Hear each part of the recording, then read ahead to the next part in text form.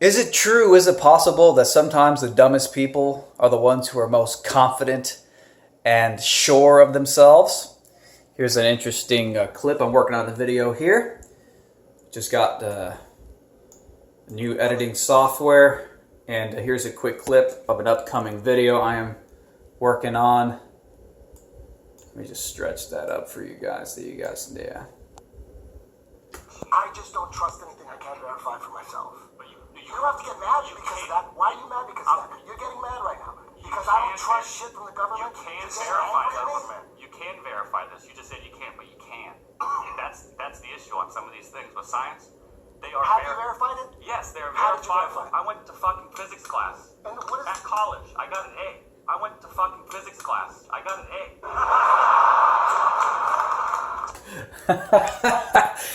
It's a video I'm working on called Joe Rogan and the Bully Cult of Scientism, coming out soon. And, it just got me thinking about how sometimes, how do you explain somebody who literally has no idea what they're talking about, but because they align themselves with the consensus, whether it's the consensus in science or medicine or any industry or field, they don't know shit about the field, but they align themselves almost tribally as part of that team, the consensus, and then they go around and they try to tell anybody who has a different opinion that contradicts the consensus that they must be wrong, even though that person has no clue what he's talking about to begin with. And that's what it seems like what happens a lot of times. It seems like that's what's happening a lot of times. It seems like just people who don't know what they're talking about, but desperately want to believe they're right, probably because they got a $9 million student loan, so they're like, well, if I'm $100,000 in debt, it must have been worth it, right? I must be a genius. I must know everything. And then when a quote unconventionally, potentially self-taught individual comes along, you crap your pants because it contradicts your education and it contradicts the massive mountain of debt you have on your shoulders that you desperately try to convince yourself was not a bad financial decision. Even though maybe if you were a little bit smarter, you wouldn't have been duped and scammed into such a shitty financial decision to begin with, like going massively into debt. But unfortunately, a lot of people, they fall for that. Not everybody who goes into student loan debt, but a lot of people, they fall for the student loan debt scam because they want a free ticket to a big fat paycheck, i.e. college, which is what college is nowadays, is you just go there, so you hope that the degree is going to be a big fat paycheck so you can go live a big fat greedy lifestyle. It's almost like karma. Now you're getting paid back. You shouldn't have, and again, this doesn't apply to everybody who has a student loan debt. It only applies to people who thought that, I'm going to go to college and then I'm going to get a degree and I'm going to get a job and then I'm going to be able to have a big fat paycheck. And then anybody who proposes an idea that I wasn't taught in my classes, I'm going to shame them as uneducated dropouts. And yet now these are the same people literally crushed under mountains of debt because they greedily wanted to go into college so they can get a piece of paper and wave it in front of people's faces and get a high-paying job. And literally the exact opposite is happening. And so they're terrified, and they walk in terror, and they walk in fear. And anyone who doesn't bow down to the current intellectual status quo is attacked and shamed and ridiculed.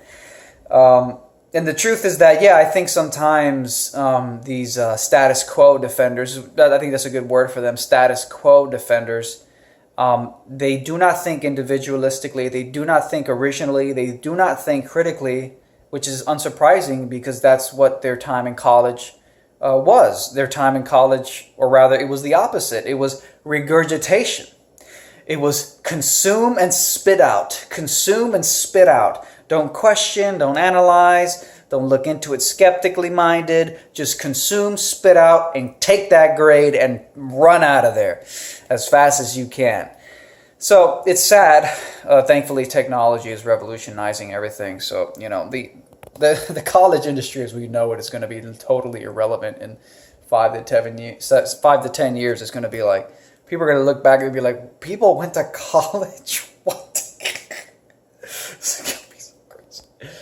Oh man, it's gonna be crazy. Yeah, I just wanted to get that out. Again, guys, this is a preview of an upcoming video. It's called Joe Rogan and the Bully Cult of Scientism. It features Candace Owens. She was on the Joe Rogan podcast. And Joe Rogan was basically like, oh my God, you don't believe in climate change? You primitive brute. You primitive buffoon. And, all this, you don't believe in climate change. And really all that came down to was Joe Rogan was basically just saying, Candace, why don't you blindly follow the scientific consensus? Joe Rogan's like, 97% of climate scientists say, they all agree climate change is caused by humans. It's like, what? Man, Joe, go read the book, The Structure of Scientific Revolutions. Okay, this is a widely respected book within even mainstream scientific circles. And it talks about how science, what is currently the status quo, the mainstream in science, almost always historically gets weeded out because a new paradigm comes in and replaces it because this one was outdated, wrong, corrupted, whatever the hell you want to call it. And the new one comes in and replaces it because the current one it was faulty. It happens over and over and over and over and over and over and over again in some of the most bedrock foundational sciences. So blindly following scientific consensus is literally stupid, historically retarded. And yet that was the only argument that Joe Rogan was making to Candace Owens. The only argument he was making was, all the scientists agree, so I'm just going to blindly follow them. How dare you not choose to blindly follow the scientific consensus that historically is always wrong? Pseudo-intellectualism. And then they bully you, and they're like, you don't believe in the scientific consensus? And then they get all like, they have like a panic attack. It's like weird. It's like stupid. So again, it's about true intellectual vigor, truly questioning things, truly asking questions, truly thinking critically, and not letting the bully cult of scientism shame you into silence. Stay tuned.